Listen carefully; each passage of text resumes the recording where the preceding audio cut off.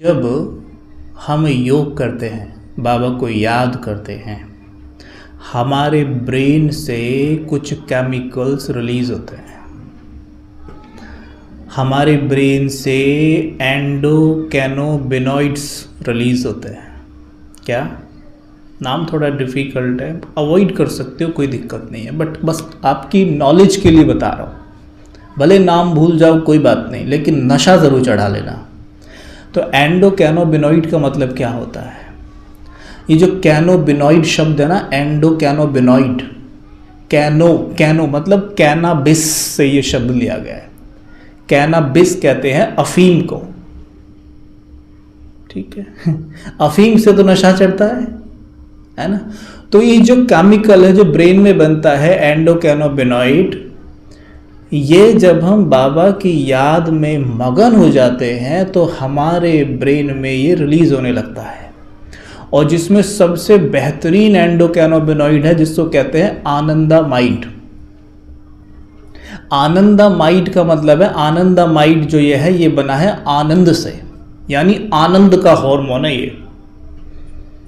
जैसे आनंद का कुछ ऑपोजिट नहीं होता ना, देखो दुख का ऑपोजिट सुख है ना, क्रोध का क्या है, शांति, लेकिन आनंद का ऑपोजिट बताना क्या है? कुछ भी नहीं है। आनंद का ऑपोजिट ही कुछ नहीं है। सुख का ऑपोजिट है दुख, लेकिन आनंद का कोई ऑपोजिट नहीं है। तो ये क्या है? जब हम, बाबा ने कहा है ना कि तुम्हें नशा चढ़ता है, अति इंद्रिय सुख पूछना हो तो गोप गोपिकाओं से पूछो। तो जब बाबा की याद में मग्न होते हैं ना, तो ये हमारे ब्रेन से रिलीज होता है। लेकिन इसका काम क्या है रिलीज होके? करता क्या ये? हमारे ब्रेन में ना करोड़ों न्यूरॉन्स होते हैं, करोड़ों न्यूरॉन्स होते हैं, तकरीबन 10 करोड़ न्यूरॉन्स होते हैं हमारे ब्रेन के अंदर। अब एग्जैक्टली एक एक बैठ के तो गिना हुआ नहीं है, कोई आपसे 9 करोड़ कह रहा हो तो मान लेना, ठीक है, पर न्यूरॉन्स बहुत सारे हमारे ब्रेन में होते हैं। अब इन न्यूरॉन्स के पास क्या है? डिपार्टमेंट्स हैं। जैसे मानो क्रोध करने पर अलग न्यूरॉन्स एक्टिव होते हैं, शांत रहने पर अलग न्यूरॉन्स एक्टिव होते हैं, प्रेम के दौरान अलग न्यूरॉन्स एक्टिव होते हैं, ठीक है। तो जब हम बाबा की याद में मगन होते हैं तो आनंदामाइड जैसे ही निकलता है तो वो पता क्या करता है? हमारे न्यूरॉन्स की रीसेटिंग करने लग जाता है। जैसे ही मानो आपने एक विचार किया कि मैं एक पवित्र आत्मा हूं, तो आत्मा से पवित्रता की विद्युत तरंग निकलती है और हमारे ब्रेन में जाने लगती है। जब वो ब्रेन में जाती है तो ब्रेन में पवित्रता के न्यूरॉन्स को वो एक्टिव करने लगती है। और पवित्रता के न्यूरॉन्स जब एक्टिव होते हैं तो वो सिर्फ एक्टिव ही नहीं होते, वो आपस में वायरिंग करने लग जाते हैं। न्यूरॉन्स में जब फायरिंग होगी वहाँ वायरिंग होनी शुरू हो जाएगी, तो वो वायरिंग करने लग जाते हैं। जैसे वायरिंग हो गई तो इसको कहते हैं सर्किट बन जाना, पवित्रता का सर्किट। इसको बाबा कहते हैं संस्कार, पवित्रता का संस्कार बन जाना। तो ये आनंदामाइड क्या कर रहा है? जो आपका गुस्से का सर्किट बना हुआ है उसको चेंज करके वो पवित्रता के न्यूरॉन से कनेक्ट करता है। यानी संस्कार बदलने में इसका बहुत बड़ा रोल है। इसलिए बाबा कहते हैं बिना मेरी याद के संस्कार बदलना लगभग असंभव है। आज आप दिन में 5 बार मुरली पढ़ लो, 6 बार मुरली पढ़ लो, विच इज गुड, लेकिन अगर हमारा याद का चार्ट कमजोर है, योग में हम कच्चे हैं, चाहे मर्जी कितनी कोशिश कर लेना, संस्कार बदलना लगभग आज के समय पर मुश्किल है। क्रोध का, नफरत का, खान पान का, कैसा भी संस्कार आप बदलना चाहते हो वो मुश्किल है। क्यों? क्योंकि बाहर तो वायुमंडल में नफरत, क्रोध, ईर्ष्या, काम वासना फैली पड़ी है। और ऐसे में आप कोशिश करते हैं उसे बदलने की तो बहुत मेहनत लगने वाली है, फिर भी बार बार फेल हो जाएंगे। लेकिन जैसे ही बाबा की याद में डूबेंगे तो ये केमिकल्स बनते हैं और आपके ब्रेन की रीवायरिंग करनी शुरू कर देते हैं और बहुत जल्दी संस्कार बदल जाते हैं। तो संस्कार बदलने के लिए क्या करना है? बाबा की याद में अच्छे से मगन होना है। बाबा आपका याद में नशा चलाना है। हाँ, की नशा अच्छे से करना चाहिए। तो उसके लिए क्या है, जब योग में बैठे हो ना तो कोशिश किया करो, अपने मन को पहले ही कमांड दे दिया करो कि जैसे कुछ, हे मेरे मन अभी ना तू बाहर की दुनिया को एकदम भूल जा, है ना। 1 घंटे के लिए जैसे कोई है ही नहीं, बस मैं और बाबा हैं और कोई है ही नहीं। अपने मन को पहले ही आदेश दो कि वो बाहर जाए ही ना। हम क्या करते हैं, आपने देखा होगा योग में जब हम जाके बैठते क्या करते हैं, बस आते हैं आके बैठ जाते हैं। और पता बैठते क्या करता है, मन से बात नहीं करते हम। पता ना क्या करते हो, मेजोरिटी आप जानते होगे क्या करते हो आप योग में बैठते ही।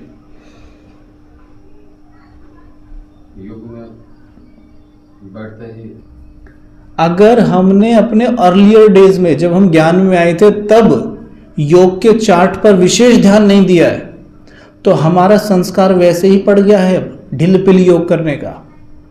आधे घंटे बैठेंगे, 1 घंटे बैठेंगे, ढिल पिल से हुए खड़े हो गए, चलो हो गया 1 घंटे का योग हो गया। टाइम कॉन्शियस रहते हैं, 1 घंटे बैठना है, टाइम कॉन्शियस नहीं रहना है। चाहे योग 20 मिनट ही हो लेकिन बेहतरीन होना चाहिए, बिल्कुल बेहतरीन, बैठे तो एकदम मजा आ जाए और शरीरी हो जाए। ठीक है, समझ में आ रहा है। तो जो हुआ सो हुआ, चलो आज तक हमने योग पे ध्यान नहीं दिया, कोई बात नहीं, लेकिन अब हमने योग का संस्कार डालना है, वो भी पावरफुल योग का। कच्चे पक्के योग से काम नहीं चलेगा, उससे संस्कार नहीं बदलते। आपका योग अच्छा है या नहीं है कैसे पता चलेगा, आपका चेहरा डिफाइन करेगा उस चीज को। चेहरे पर ग्लो ना हो योगी के, असंभव है। योगी के चेहरे पर ग्लो जरूर होगा अपने आप। जैसे बल्ब जैसे करंट में लगता है तो क्या होता है, वो जलता है ना, रोशनी देता है ना। वैसे जब मन के तार शिव बाबा से जुड़ेंगे तो चेहरे रूपी बल्ब पे वो लाइट जरूर दिखाई देगी। और बस जिसके चेहरे पर लाइट है, जिसके चेहरे पर लाइट है, उसे सेवा करने में कभी मेहनत नहीं लगेगी। इस लाइट को पूरी दुनिया ढूंढ रही है ना। हम भी तो उन्हीं के सामने नतमस्तक होते हैं ना यज्ञ में, जिनके चेहरे पर रोशनी है ना। बस ये योग से ही आएगी। तो जो हुआ सो हुआ उसे भूल जाओ, लेकिन आज से क्या करना है, टांग हिलानी बंद कर देनी है। 2 भाइयों की तो मैं नोट कर चुका हूँ, क्लास चल रही है, दो भाई ऐसे ऐसे कर रहे हैं बहुत देर से। इससे मतलब क्या हो रहा है कि कोई बेचैनी है अंदर, तो इस कारण से ही तो योग में नहीं डूब पाते हैं ना। कुछ ना कुछ मन में चल रहा है कि जल्दी से जल्दी भाई ख़त्म करें, मेरे को कहीं जाना है कहीं जाना है, कुछ ऐसी प्रोग्रामिंग करके आए हो कि जाना है। तो अपने मन को बोलो, हे मेरे मन 1 घंटे के लिए एकदम शांत हो जा। मन हमारी बात मानता है, आप उसको आदेश तो दो। आदेश नहीं दोगे तो क्या, सुनाया था ना वहाँ पे कि मन को अगर आदेश नहीं दिया जाता तो वो क्या करता है, हमको खाना शुरू कर देता है। तो अगर मन को आदेश नहीं दिया हुआ है ना, वो आपको खा रहा है। सोचो इतनी बड़ी शक्ति हमारे पास है मन के रूप में, और उसका हम कुछ यूज़ ही नहीं करते हैं, उसको कोई आदेश ही नहीं देते हम। वो क्या करता है, ठीक है तू कोई काम नहीं दे रहा, मैं तुझे खाने खा लेता हूँ और क्या करूँ। वो लग रहा है हमें को खाने लग रहा है अंदर, है ना। तो अब सीधे बैठो सारे, थोड़ी देर के लिए सीधे बैठो। मतलब नीचे बैठने से ना थोड़ा सा योग अच्छा होता है। सीधे बैठेंगे, पीठ सीधी रखिएगा, ओके, पीठ सीधी रखिएगा अपनी, और कोशिश करिए कुछ समय के लिए बिल्कुल बाह्य जगत से डिटैच होने की। लेकिन मुरली क्लास में और योग के दौरान आप नहीं दिखाई दे रहे हो। इससे क्या हो रहा है, सेंटर पर वाइब्रेशन नहीं बन पाते हैं तपस्या के। मानो यहाँ कोई आया, नया बच्चा आया बाबा का कोर्स करने के लिए, और उसको तो कोई वाइब्रेशन ही फील नहीं हुए, मैं बार बार अपने अनुभव में सुना रहा हूँ बाहर क्लास में कि जब मैं ब्रह्मा कुमारी सेवा केंद्र में फर्स्ट टाइम गया था तो मुझे ऐसा अनुभव हुआ था कि वो पीस मैंने कहीं भी अनुभव नहीं की थी। क्यों की थी मैंने आगे चल के जाना था कि वहाँ रोज़ डेली 150 से 200 आत्माएं मुरली सुनने आती थी, तपस्या करती थी, उसके वाइब्रेशन थे वहाँ, है ना। और हम तो यहाँ आते ही नहीं हैं, तो माहौल कैसे बनेगा? और जब माहौल बनेगा नहीं तो नई आत्मा यहाँ से क्या पाएगी? सपोज करो आप में से कोई भाई आया अभी नुमा शाम योग में, यहाँ आधे घंटे तपस्या करके गया, सिर्फ वहीं तक बात नहीं हुई, आपने पूरे वाइब्रेशन को चार्ज किया है। और कोई भी आत्मा यहाँ आएगी ना, उसको कुछ प्राप्ति होगी, और प्राप्ति जैसी होगी ना, हमें दुआएं मिलती हैं, हमें दुआएं मिलेंगी। वजह से उस आत्मा को कुछ टचिंग होगी, शांति की, पीस की। किसके कारण? निमित्त आप बने, आपको दुआएं मिली है ना। तो ये मुरली से नाराजगी क्यों है आपकी? सेंटर में आके मुरली सुनने से क्या नाराजगी है? बाबा से कोई नाराजगी है? अगर डेली मुरली नहीं सुनोगे ना तो धारणा नहीं होगी, और धारणा नहीं होगी तो सेवा भी फिर नहीं होगी। पहला सब्जेक्ट है ज्ञान, फिर है योग, फिर है धारणा, फिर है सेवा। कोशिश करो, ये कोई बहुत मुश्किल काम नहीं है। आप बहुत दूर दूर रहते हो क्या? सेंटर से दूर रहते हो? बहुत दूर से आना पड़ता है। चलो आप दूर हो, और सभी दूर हैं क्या? है ना। कुछ भी हो, डेली मुरली क्लास में आओ, जो पास में है वो तो आओ, आधे पौने घंटे के लिए आओ। देखो, आप जिम करते हैं, एक्सरसाइज करते हैं? कोई करता है एक्सरसाइज? एक आप दो, है ना, आप भी करते हो, है ना। आप एक्सरसाइज घर पे करो और आप एक्सरसाइज जिम में जाके करो, दोनों में कुछ फर्क है? घर आप 10 से 15 मिनट एक्सरसाइज कर पाएंगे बस, और जिम में आराम से पता भी नहीं चलेगा, कर जाएंगे ना। ये है माहौल का असर, संगति का असर। संग तारे कुसंग बोरे, संग का असर पड़ता है हमारे माइंड पर। अब जैसे ही सेंटर पे आके मुरली सुनेंगे, तपस्या करेंगे, 1-1.5 घंटा कब बीत जाएगा पता नहीं पड़ेगा, और वो सारा का सारा आपके अकाउंट में जमा हो जाएगा, जमा हो जाएगा वो। अब मैं आपसे क्यों कह रहा हूं ये बात? मेरा कोई पर्सनल फायदा है क्या? मानो मैं सेंटर पे रह रहा होता है, मैं सेंटर का इंचार्ज होता दीदी की जगह पे, तो आप सोच सकते थे इस भाई का कोई फायदा है, हमसे ऐसे करवा रहा है। मैं तो अपने अनुभव से कह रहा हूं ना। आप जिन्हें YouTube पर देखते हो उनसे जाके पूछो सबसे कि आप मुरली मिस करते हो क्या? जिन्हें आप YouTube पे क्लासेस देखते हो या उनकी मुरली सुनते हो या कमेंट्री सुनते हो बड़े राजी होके, उन सब से पूछो आप कि आप मुरली मिस करते हो क्या? आपको लगता है वो मुरली मिस करते होंगे? तो जिन्हें फॉलो कर रहे हो तो वास्तव में सही मायने में तो फॉलो करो। तो जब मुरली आप मिस नहीं करोगे ना, अपने आप ही हमारा जीवन उदाहरण स्वरूप बन जाएगा। संग तारे कुसंग बोरे। ठीक है, तो अब की बार बैठना सीधे जरा एक बार, और अपने आप से ऐसी बैठे बैठे बात करो कि मेरी पंच तत्वों की देह जमीन पर पड़ी हुई है नीचे। देखने का प्रयास करना जरा, पंच तत्वों की देह जमीन पर पड़ी हुई है नीचे। वो सीन याद करके देखो कि मानो मुझ आत्मा ने शरीर छोड़ दिया, शरीर नीचे पड़ा हुआ है।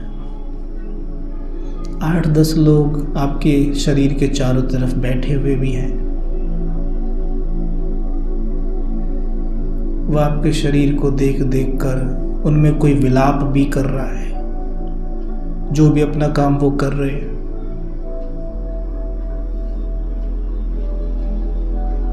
लेकिन मैं अपने शरीर के पास ही खड़ा हुआ हूँ।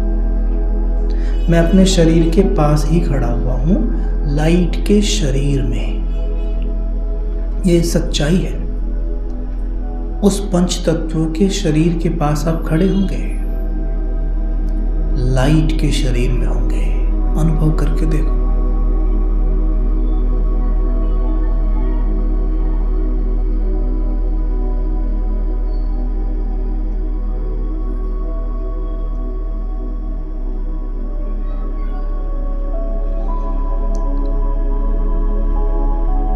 देखो, आपके शरीर में 0 किलोग्राम वजन है, कोई बोझ नहीं है, क्योंकि हड्डियां, मांसपेशियां सब माइनस हो चुकी हैं। कोई बोझ नहीं।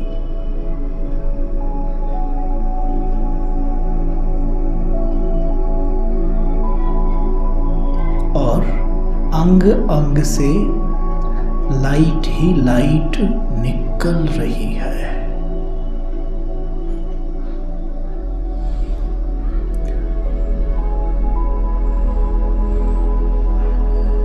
हर एक पोर से पसीना निकलता है ना,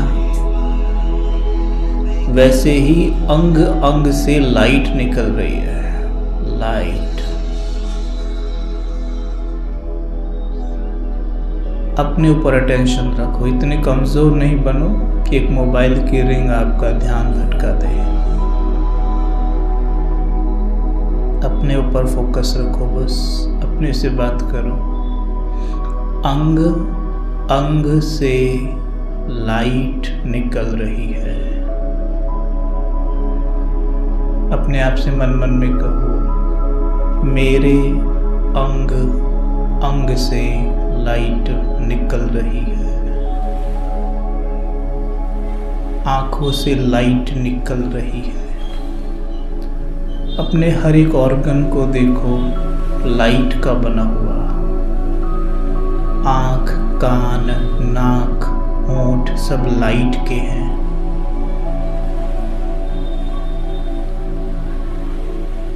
सिंपल सा बात है, हड्डी मांस के नहीं, लाइट के हैं। गर्दन, कांधे, चेस्ट, हैंड्स, स्टमक सब लाइट का। मेरे पांव लाइट के हैं। और प्रकाश प्रकाश प्रकाश निकल रहा है।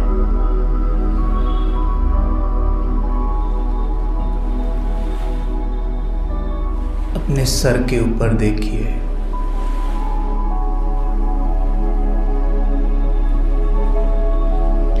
पवित्रता के सागर शिव बाबा से पवित्रता की किरणें पड़ रही हैं। बहुत आनंद आ रहा है।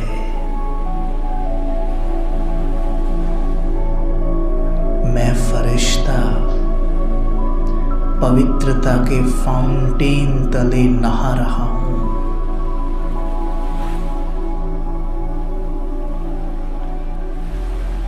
अच्छे से देखो, जैसे 5 तत्वों के शरीर को पानी से नहलाते हो, वैसे लाइट का शरीर पवित्रता की फव्वारों से नहा रहा है।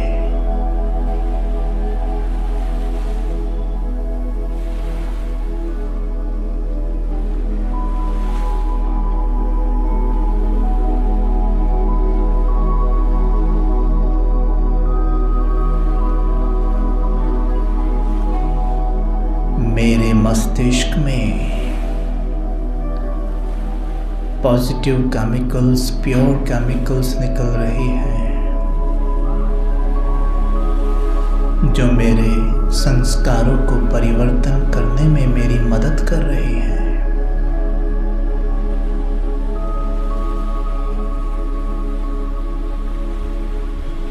मेरे ब्रेन से काम, क्रोध, मोह, लोभ, अहंकार की जो फाइल्स हैं वो डिलीट हो रही हैं। जैसे कंप्यूटर से डिलीट कर देते हो कुछ फाइल्स को,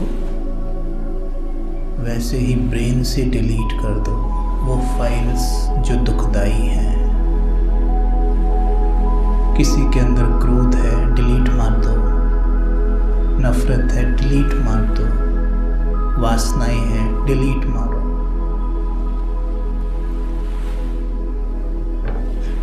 डर है, डिलीट मार दो। चिंता है, डिलीट मार दो।